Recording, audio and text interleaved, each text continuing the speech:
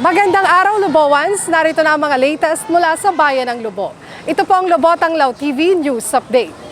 Sa pangunguna ni Mayor Lota Manalo ay muling isinagawa ang pamamahagi ng cash assistance sa ilalim ng Tulong Eskwela Program. Nitong Huwebes, December 21, muling isinagawa ang pamamahagi ng cash assistance sa mga kababayan nating nag-aaral sa kolehiyo.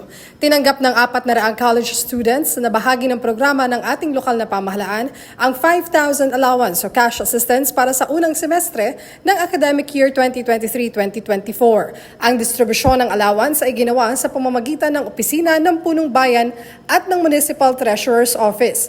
Present din sa aktibidad si Mayor Lota Manalo.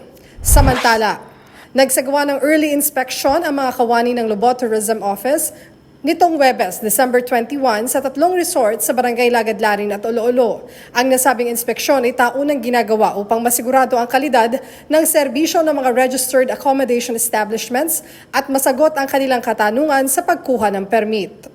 Matagumpay namang inaipamahagi ang tulong pinansyal o cash for work under the Risk Resiliency Program Climate Change Adaptation para sa ating mga magsasaka sa pangunguna ng ating punong bayan, Mayor Lota Manalo, katuwang ang Municipal Agriculture Office, Municipal Social Welfare and Development Office at DSWD Region 4A Calabarzon noong Martes, December 19 sa Lobo Town Plaza. 279 na benepisyaryo mula sa iba't ibang barangay sa ating bayan ang nakatanggap ng 4,000 piso sa nasabing payout.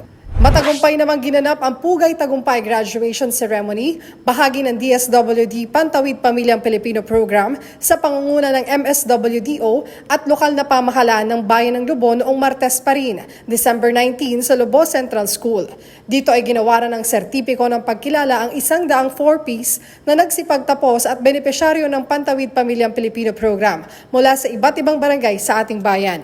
Ang mga pamilyang ito ay mga nakarating na sa level 3, ibig sabihin kaya na nilang matustusan ang pangangailangan ng kanilang pamilya batay sa isinagawang assessment ng DSWD. At yan po ang mga pinakabagong balita mula sa Bayan ng Lubo. Ako po si Angelique Atienza Romero. Muli, ito ang Lubotang Lao TV News Update.